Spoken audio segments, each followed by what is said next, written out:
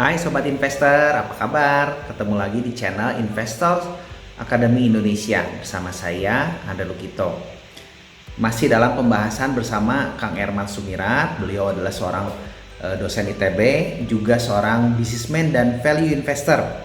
Dari pengalamannya kita bisa belajar banyak. Hari ini kita akan membahas topiknya tentang siklus dan wisdom dari beliau. Ya, simak terus, tonton terus videonya. Ini merupakan video part keempat. Untuk yang belum nonton video part pertama dan ketiga, saya cantumkan di sini ya. Oke, jangan lupa subscribe, tonton sampai habis. Ayo kita mulai.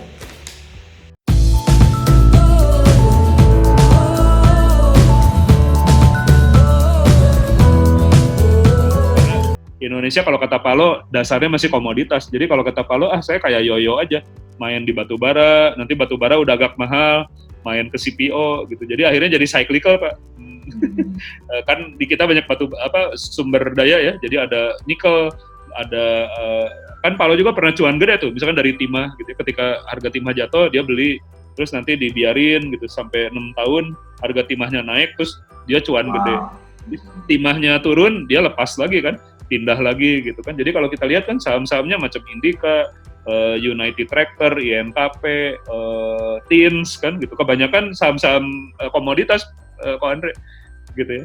Jarang Itu kalau waktu pegangnya sendiri berapa lama ya biasanya? ya ada yang 3 tahun, 5 tahun, 6 tahun. Nah, beliau belum terlalu spesifik cerita. Mungkin nanti kita harus lihat ya. Misalkan kita harus diskusi khusus nih kayak batubara. Batubara itu siklusnya berapa sih? Apa 3 atau 5 tahun gitu ya? Terus timah itu siklusnya berapa tahun sih? CPO juga siklusnya berapa tahun? Nah, ini perlu setiap komoditas saya pikir nggak bisa cuma 3-5 tahun. Ada yang pendek kan, kayak kertas ternyata kemarin pendek, nggak lama gitu kan. Ya, kertas itu kan. Tapi ada juga yang 5 tahunan gitu ya. Kita harus lihat per komoditasnya gitu. Banyak tapi kan ada rubber ya, ada Indonesia nih lumayan nih surganya komoditas gitu ya. Kemarin emas naik, nah, orang-orang panin kan bilang oh beli PSAB, MDKA gitu kan, benar nggak? Very good. yang basisnya emas ya gitu. Betul. Ya tapi kita lihat oh PBP-nya udah agak mahal gitu. Tapi kalau dimainkan juga bisa ya, info gitu kan. Jadi batu bara kan gitu, karena ya batu bara sendiri mungkin sampai berapa 40-80 tahun ke depan mungkin masih ada gitu ya. Minyak kan, minyak-minyakan tuh macam Elsa gitu ya, itu kan lumayan juga ya fundamentalnya gitu, bukan perusahaan yang sakit lah. Medco kan ya juga terkenal banyak melakukan akuisisi, nah, tapi sangat rentan terhadap harga minyak gitu. Justru ini berbanding terbalik sama BRPT gitu ya. Jadi kalau harga minyak jatuh si Medco-nya turun, tapi terus BRPT naik gitu kan.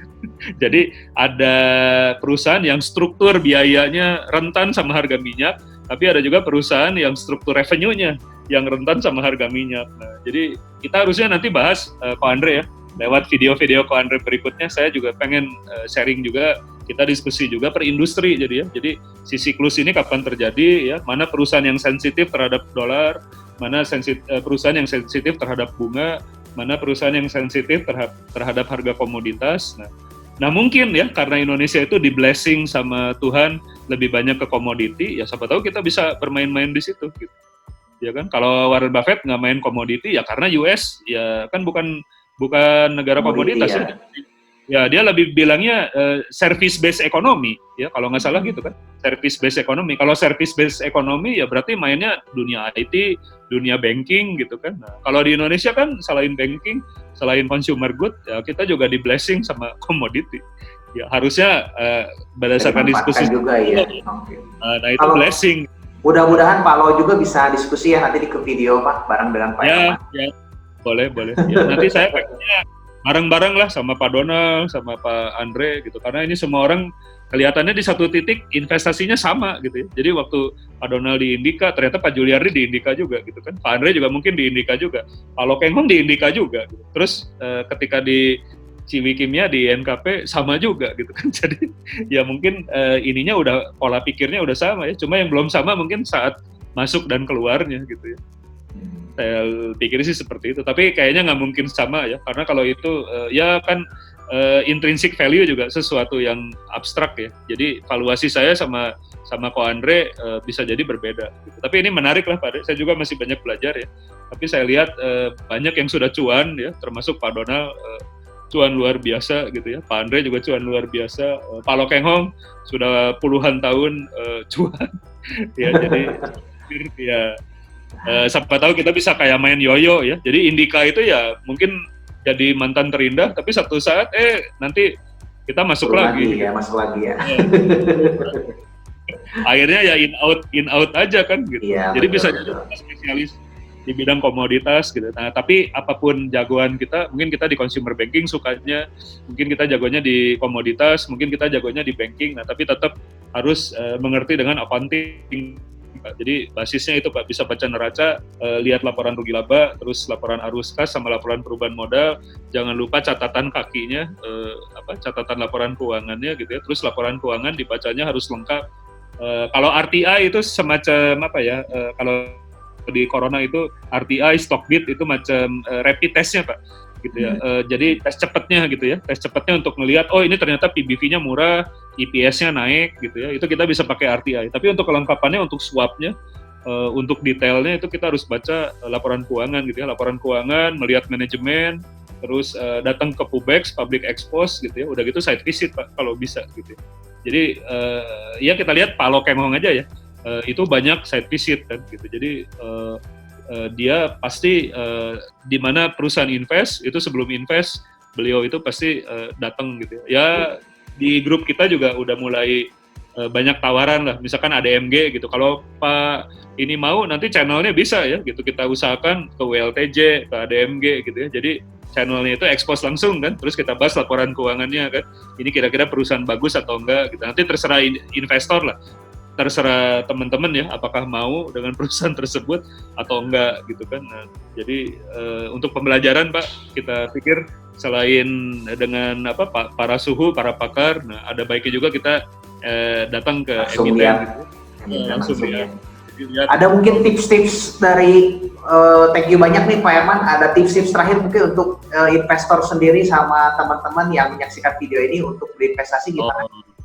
Saya juga masih belajar ya dari Pak Andre, dari Pak Donald, dari teman-teman, dari Palo gitu ya. Itu semua guru saya. Nah kalau saya mungkin tipsnya kita harus sabar ya, harus tekun gitu. Nah kalau perlu ada tutor ya. Jadi value investing ini gampang-gampang susah kan, secara konsep mudah dipahami gitu ya. Terus kalau kita tekun pasti kita kuasai gitu. Tapi diimplementasikannya belum tentu mudah gitu kan, karena begitu buka aplikasi kita bakal kegoda sama harga gitu kan. Jadi nggak fokus kan. Kita kaget gitu. Belum kalau kita beli terus selama seminggu perusahaannya belum tentu naik gitu ya. Bayangkan aja turun 10%, 20% gitu. Akhirnya kita bisa lose faith ya, bisa kehilangan iman gitu ya terhadap, atau kehilangan belief gitu ya terhadap value investing gitu ya. Nah, kalau saya sih saya juga orangnya deg-degan Pak ya, dan udah agak konservatif ya karena usianya nggak lagi muda gitu ya. Tapi yang menenangkan kita kan karena komunitas gitu ya. Jadi terima kasih buat Panin gitu ya, ada Pak Dona, ada Pak Andre gitu. Kita bisa diskusi ya, bahkan kalau perlu kita akses tuh ke orang-orang seperti Pak Lokenghong misalkan kan, kita minta wisdom ya. Jadi ketika jatuh itu, Pak pernah nggak sih jatuh? Ya duit gua pernah habis 85% tahun 98 gitu. Terus gua switching ke UNTR. Ya kan, dari UNTR ditunggu 6 tahun, akhirnya jadi cuan 90M. Nah, kisah-kisah kayak gini kan kelipu lara kan, karena kita mungkin di dalam perjalanan jadi value investing nggak semuanya cuan Pak Andre. Mungkin ada di Soledad jatuh bangun, mungkin kita kepeleset gitu ya. Mungkin kita jadi agak lemah iman. Nah, kalau saya sih, saya mencoba sharing gitu ya, mencoba curhat dengan teman-teman. Tapi teman-temannya bukan teman-teman yang nggak tahu ya, yang pengalaman gitu ya, macam Pak Dona, Pak Andre, Pak Lokenghong. Nah, saya jadi banyak inspirasi lah, sehingga akhirnya kita bersabar lagi. Ya sudahlah, mungkin jadi butuh faith ya, butuh belief gitu, karena yang susah itu yang nomor 2 dan nomor 3 ya. Jadi beli perusahaan yang fundamentalnya bagus sih, ya pakai data akuntansi, udah pasti fundamental, nggak mungkin bohong gitu ya.